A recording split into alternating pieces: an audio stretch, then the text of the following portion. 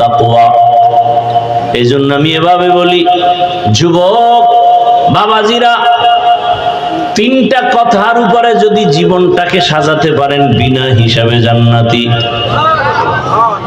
পারলে নেক আমল করব, না পারলে চুপ থাকবো, গুনাহ করব না।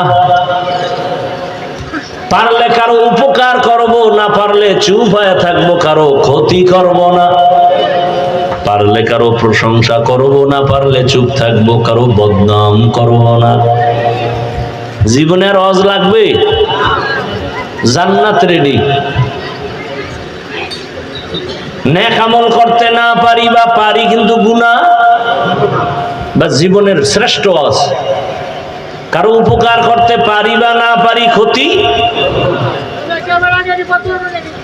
কারো প্রশংসা করতে পারি বা না পারি, বদনাম করব না।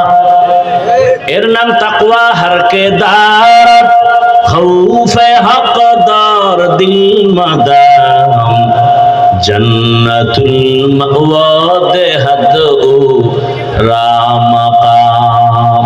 এত গরমের মধ্যে এই কাপড় টুপুর দেওয়ার দরকারটা কি ছিল? হুজুর হাদিয়া ঠিক মতো দিতে কষ্ট হয়, আর হুদা খরচটি করছে এনে। খোলা থাকলে মানুষ আরেকটু আরামে বসতে পারত, গরমটা কম লাগতো। দিলে টিন দাও।